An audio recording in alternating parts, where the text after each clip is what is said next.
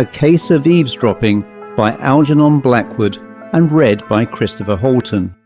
Jim Shorthouse was the sort of fellow who always made a mess of things. Everything with which his hands or mind came into contact issued from such contact in an unqualified and irremediable state of mess. His college days were a mess. He was twice rusticated. His school days were a mess. He went to half a dozen, each passing him on to the next with a worse character and in a more developed state of mess. His early boyhood was the sort of mess that copybooks and dictionaries spell with a big M, and his babyhood, was the embodiment of howling, yowling, screaming mess. At the age of 40, however, there came a change in his troubled life when he met a girl with $500,000 in her own right, who consented to marry him, and who very soon succeeded in reducing his most messy existence into a state of comparative order and system.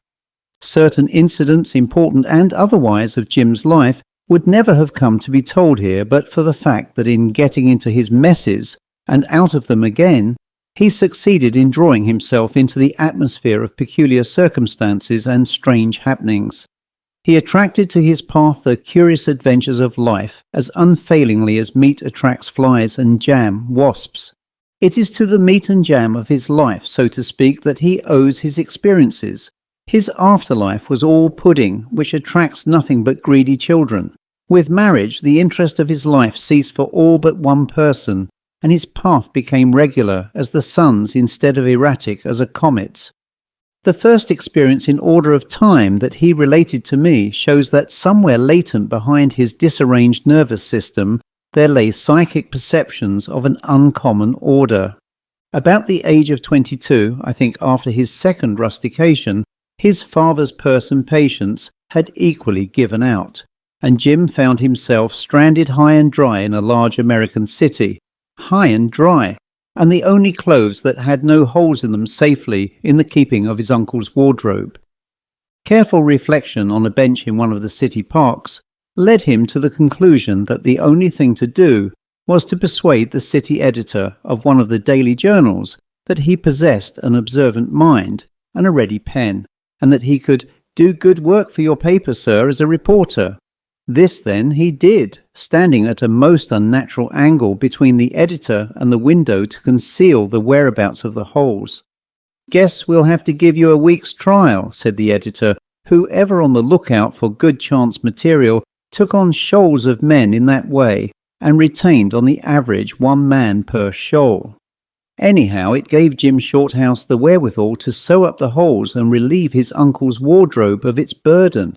Then he went to find living quarters, and in this proceeding his unique characteristics, what theosophists would call his karma, began unmistakably to assert themselves, for it was in the house he eventually selected that this sad tale took place.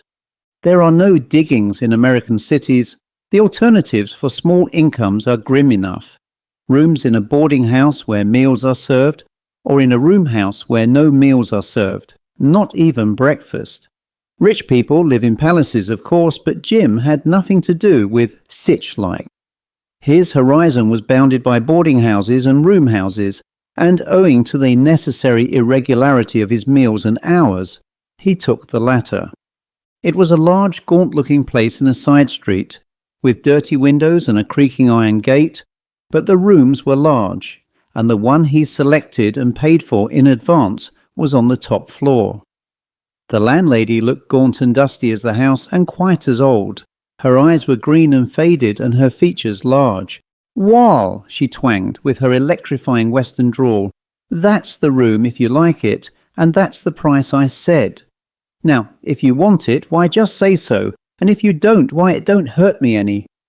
Jim wanted to shake her, but he feared the clouds of long accumulated dust in her clothes, and as the price and size of the room suited him, he decided to take it. "Anyone else on this floor?" he asked. She looked at him queerly out of her faded eyes before she answered. "None of my guests ever put such questions to me before," she said, "but I guess you're different. Why, there's no one at all but an old gent that stayed here every bit of 5 years. He's over there," pointing to the end of the passage. "Ah, I see," said Shorthouse feebly. "So I'm alone up here?" "Reckon you are pretty near," she twanged out, ending the conversation abruptly by turning her back on her new guest and going slowly and deliberately downstairs. The newspaper work kept Shorthouse out most of the night. 3 times a week he got home at 1 a.m. and 3 times at 3 a.m. The room proved comfortable enough and he paid for a second week. His unusual hours had so far prevented his meeting any inmates of the house, and not a sound had been heard from the old gent who shared the floor with him. It seemed a very quiet house. One night, about the middle of the second week, he came home tired after a long day's work. The lamp that usually stood all night in the hall had burned itself out, and he had to stumble upstairs in the dark. He made considerable noise in doing so, but nobody seemed to be disturbed. The whole house was utterly quiet, and probably everybody was asleep. There were no lights under any of the doors. All was in darkness. It was after 2 o'clock. After reading some English letters that had come during the day and dipping for a few minutes into a book, he became drowsy and got ready for bed. Just as he was about to get in between the sheets, he stopped for a moment and listened. There rose in the night, as he did so, the sound of steps somewhere in the house below. Listening attentively, he heard that it was somebody coming upstairs, a heavy tread and the owner taking no pains to step quietly. On it came up the stairs, tramp, tramp, tramp, evidently the tread of a big man, and one in something of a hurry. At once thoughts connected somehow with fire and police flashed through Jim's brain, but there were no sounds of voices with the steps, and he reflected in the same moment that it could only be the old gentleman keeping late hours and tumbling upstairs in the darkness. He was in the act of turning out the gas and stepping into bed when the house resumed its former stillness by the footsteps suddenly coming to a dead stop, immediately outside his own room. With his hand on the gas, Shorthouse paused a moment before turning it out to see if the steps would go on again, when he was startled by a loud knocking on his door.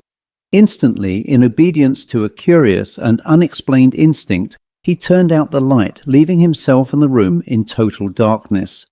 He had scarcely taken a step across the room to open the door, when a voice from the other side of the wall, so close it almost sounded in his ear, exclaimed in German, "Is that you, father? Come in." The speaker was a man in the next room, and the knocking, after all, had not been on his own door, but on that of the adjoining chamber, which he had supposed to be vacant. Almost before the man in the passage had time to answer in German, "Let me in at once," Jim heard someone cross the floor and unlock the door. Then it was slammed to with a bang, and there was audible the sound of footsteps about the room, and of chairs being drawn up to a table and knocking against furniture on the way. The men seemed wholly regardless of their neighbours' comfort, for they made noise enough to waken the dead. "Serves me right for taking a room in such a cheap hole," reflected Jim in the darkness. "I wonder whom she's let the room to." The 2 rooms, the landlady had told him, were originally one.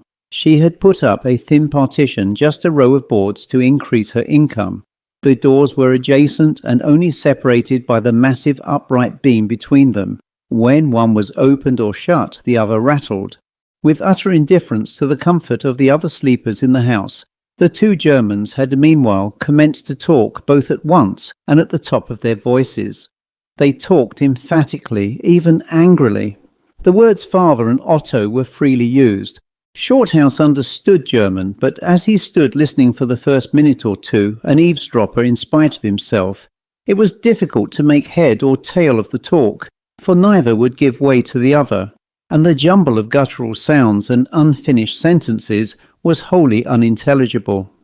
Then, very suddenly, both voices dropped together, and after a moment's pause, the deep tones of one of them, who seemed to be the father, said with the utmost distinctness, "You mean, Otto, that you refused to get it?"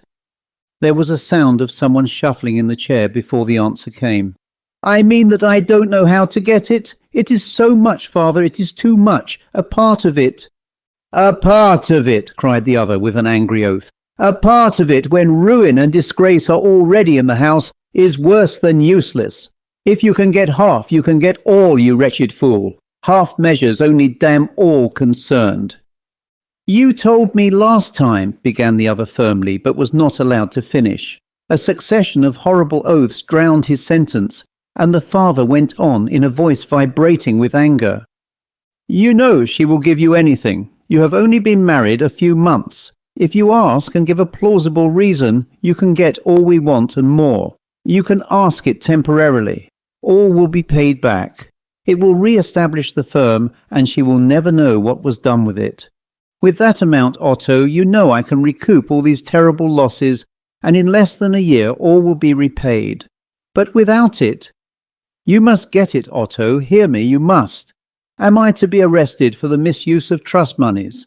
Is our honoured name to be cursed and spat on?" The old man choked and stammered in his anger and desperation. Shorthouse stood shivering in the darkness and listening in spite of himself. The conversation had carried him along with it, and he had been for some reason afraid to let his neighbourhood be known. But at this point he realized that he had listened too long, and that he must inform the two men that they could be overheard to every single syllable. So he coughed loudly, and at the same time rattled the handle of his door. It seemed to have no effect, for the voices continued just as loudly as before, the son protesting and the father growing more and more angry. He coughed again persistently, and also contrived purposely in the darkness to tumble against the partition, feeling the thin boards yield easily under his weight, and making a considerable noise in so doing. But the voices went on unconcernedly, and louder than ever. Could it be possible they had not heard? By this time Jim was more concerned about his own sleep than the morality of overhearing the private scandals of his neighbours, and he went out into the passage and knocked smartly at their door. Instantly, as if by magic, the sounds ceased. Everything dropped into utter silence. There was no light under the door, and not a whisper could be heard within. He knocked again, but received no answer. "Gentlemen," he began at length, with his lips close to the keyhole, and in German, "please do not talk so loud. I can overhear all you say in the next room. Besides, it is very late, and I wish to sleep." He paused and listened, but no answer was forthcoming. He turned the handle and found the door was locked. Not a sound broke the stillness of the night, except the faint swish of the wind over the skylight, and the creaking of a board here and there in the house below. The cold air of a very early morning crept down the passage, and made him shiver. The silence of the house began to impress him disagreeably. He looked behind him and about him, hoping and yet fearing that something would break the stillness. The voices still seemed to ring on in his ears, but that sudden silence when he knocked at the door affected him far more unpleasantly than the voices, and put strange thoughts in his brain, thoughts he did not like or approve. Moving stealthily from the door, he peered over the banisters into the space below. It was like a deep vault that might conceal in its shadows anything that was not good. It was not difficult to fancy he saw an indistinct moving to and fro below him. Was that a figure sitting on the stairs, peering up obliquely at him out of hideous eyes? Was that a sound of whispering and shuffling down there in the dark halls and forsaken landings? Was it something more than the inarticulate murmur of the night? The wind made an effort overhead, singing over the skylight, and the door behind him rattled and made him start. He turned to go back to his room, and the draught closed the door slowly in his face, as if there were someone pressing against it from the other side. When he pushed it open and went in, 100 shadowy forms seemed to dart swiftly and silently back to their corners and hiding places. But in the adjoining room the sounds had entirely ceased, and Shorthouse soon crept into bed and left the house with its inmates, waking or sleeping, to take care of themselves, while he entered the region of dreams and silence. Next day, strong in the common sense that the sunlight brings, he determined to lodge a complaint against the noisy occupants of the next room, and make the landlady request them to modify their voices at such late hours of the night and morning. But it so happened that she was not to be seen that day, and when he returned from the office at midnight, it was of course too late. Looking under the door as he came up to bed, he noticed that there was no light, and concluded that the Germans were not in. So much the better. He went to sleep about 1 o'clock, fully decided that if they came up later and woke him with their horrible noises, he would not rest till he had roused the landlady and made her reprove them with that authoritative twang in which every word was like the lash of a metallic whip. However, there proved to be no need for such drastic measures, for Shorthouse slumbered peacefully all night, and his dreams, chiefly of the fields of grain and flocks of sheep on the faraway farms of his father's estate, were permitted to run their fanciful course unbroken. 2 nights later, however, when he came home tired out after a difficult day and wet and blown about by one of the wickedest storms he had ever seen, his dreams, always of the fields and sheep, were not destined to be so undisturbed. He had already dozed off in that delicious glow that follows the removal of wet clothes and the immediate snuggling under warm blankets, when his consciousness, hovering on the borderland between sleep and waking, was vaguely troubled by a sound that rose indistinctly from the depths of the house, and between the gusts of wind and rain reached his ears with an accompanying sense of uneasiness and discomfort. It rose on the night air with some pretence of regularity, dying away again in the roar of the wind to reassert itself distantly in the deep, brief hushes of the storm. For a few minutes Jim's dreams were coloured only, tinged as it were by this impression of fear approaching from somewhere insensibly upon him. His consciousness at first refused to be drawn back from that enchanted region where it had wandered, and he did not immediately awaken. But the nature of his dreams changed unpleasantly. He saw the sheep suddenly run huddled together as though frightened by the neighbourhood of an enemy, while the fields of waving corn became agitated as though some monster were moving uncouthly among the crowded stalks. The sky grew dark, and in his dream an awful sound came somewhere from the clouds. It was in reality the sound downstairs, growing more distinct. Shorthouse shifted uneasily across the bed with something like a groan of distress. The next minute he awoke and found himself sitting straight up in bed, listening. Was it a nightmare? Had he been dreaming evil dreams that his flesh crawled and the hair stirred on his head? The room was dark and silent, but outside the wind howled dismally and drove the rain with repeated assaults against the rattling windows. How nice it would be, the thought flashed through his mind, if all winds like the west wind went down with the sun. They made such fiendish noises at night, like the crying of angry voices. In the daytime they had such a different sound. If only... Hark!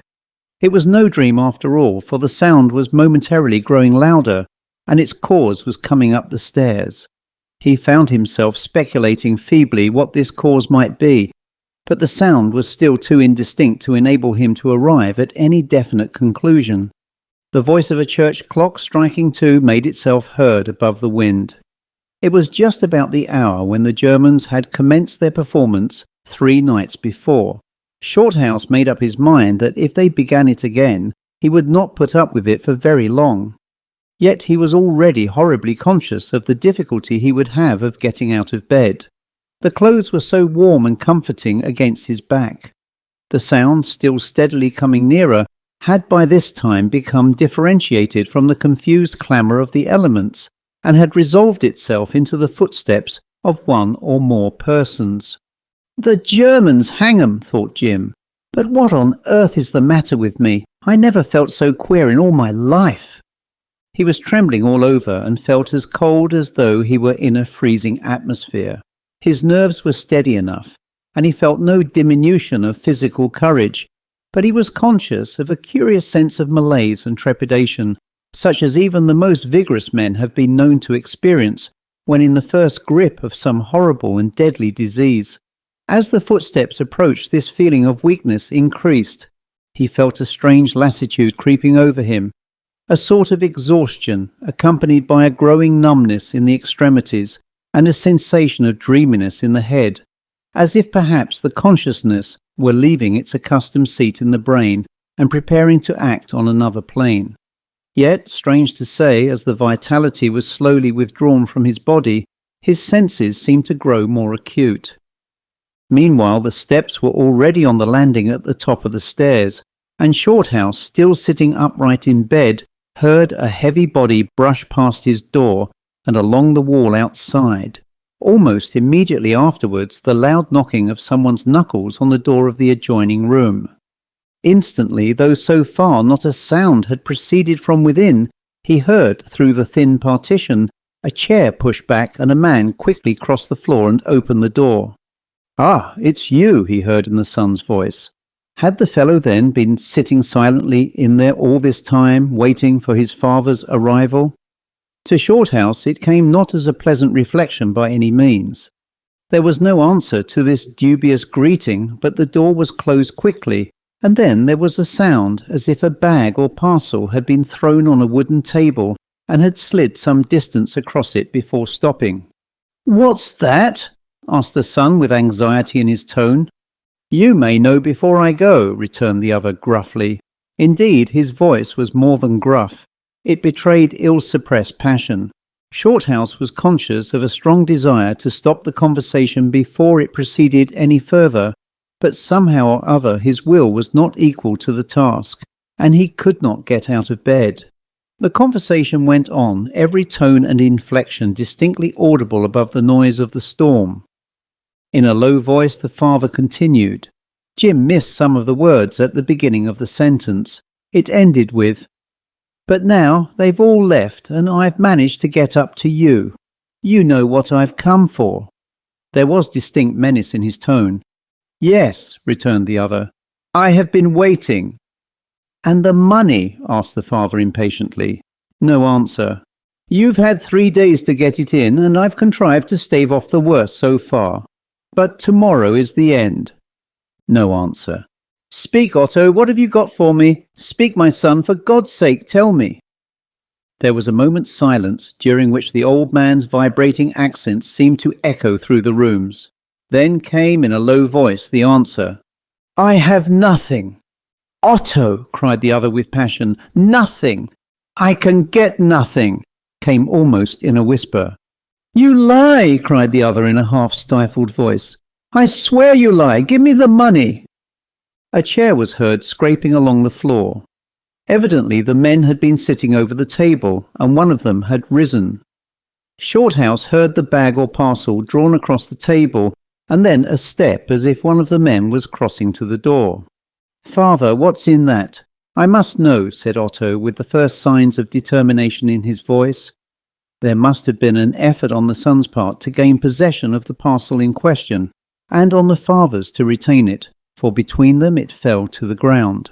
A curious rattle followed its contact with the floor. Instantly there were sounds of a scuffle. The men were struggling for the possession of the box, the elder man with oaths and blasphemous imprecations, the other with short gasps that betokened the strength of his efforts. It was of short duration, and the younger man had evidently won, for a minute later was heard his angry exclamation. "I knew it! Her jewels! You scoundrel, you shall never have them! It is a crime!" The elder man uttered a short guttural laugh which froze Jim's blood and made his skin creep. No word was spoken, and for the space of 10 seconds there was a living silence. Then the air trembled with the sound of a thud, followed immediately by a groan and the crash of a heavy body falling over onto the table. A second later there was a lurching from the table onto the floor and against the partition that separated the rooms.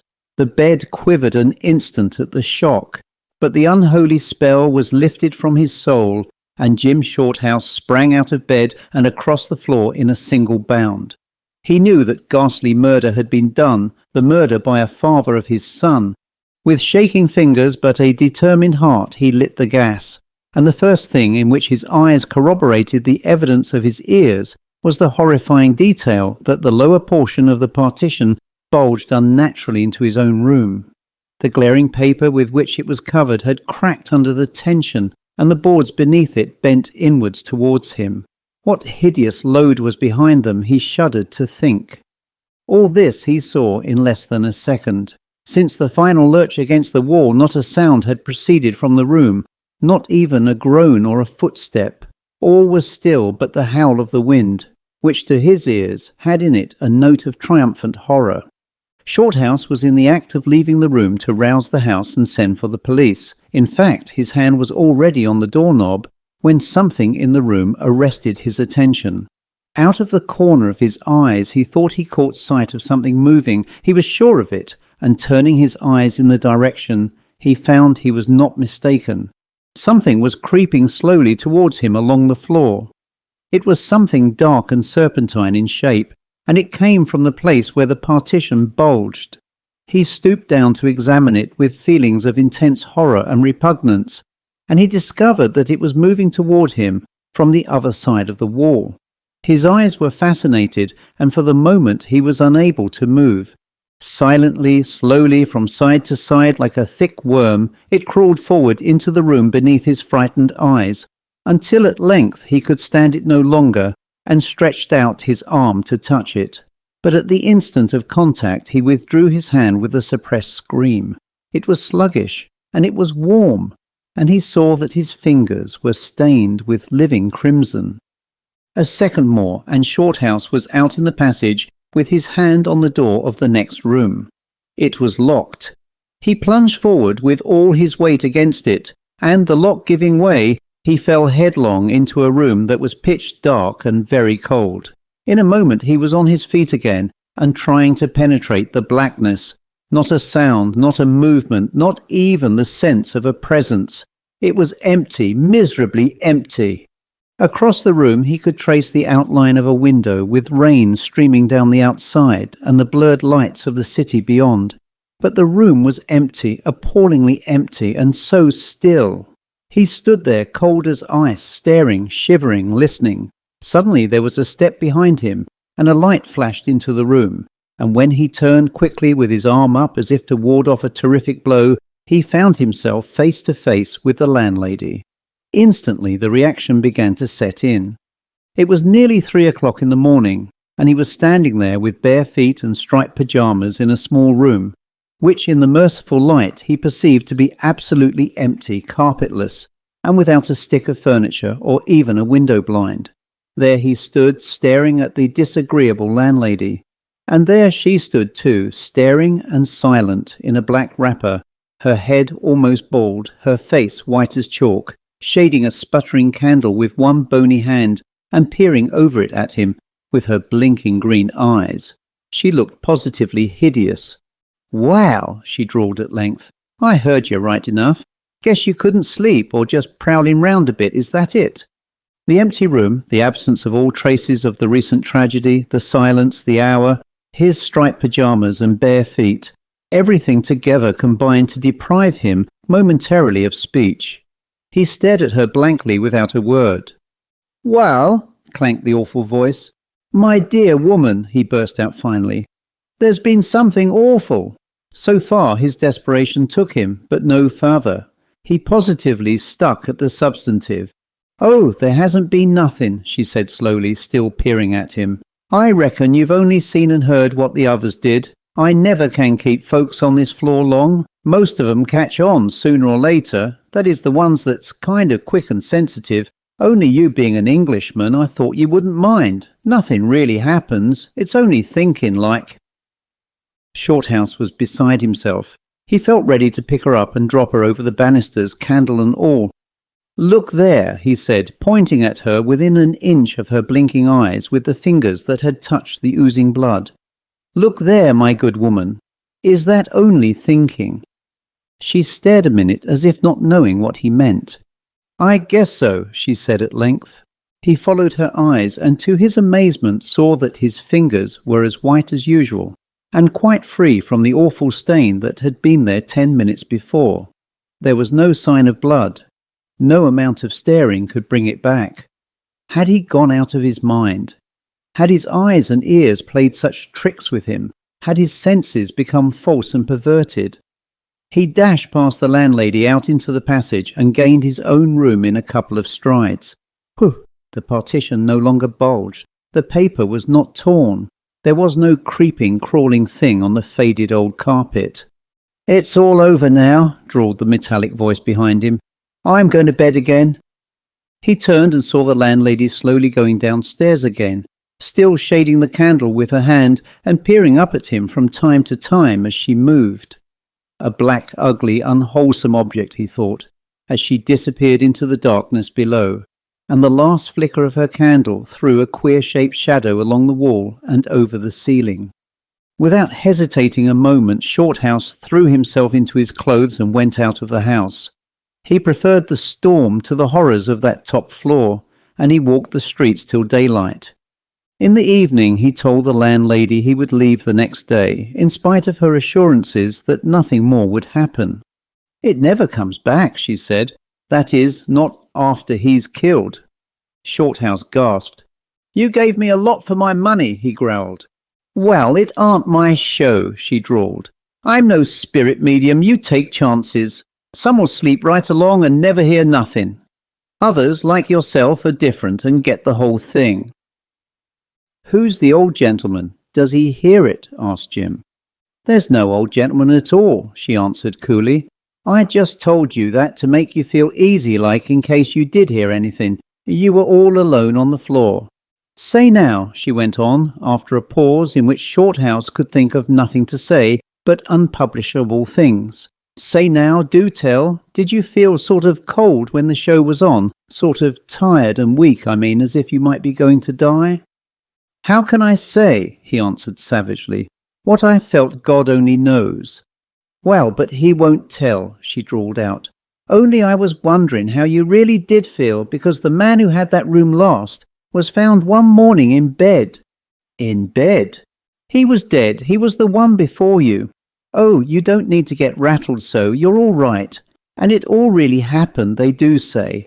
This house used to be a private residence some 25 years ago, and a German family of the name of Steinhardt lived here. They had a big business in Wall Street and stood way up in things." "Ah," said her listener. "Oh yes, they did, right at the top, till one fine day it all bust and the old man skipped with the boodle." "Skipped with the boodle?" "That's so," she said.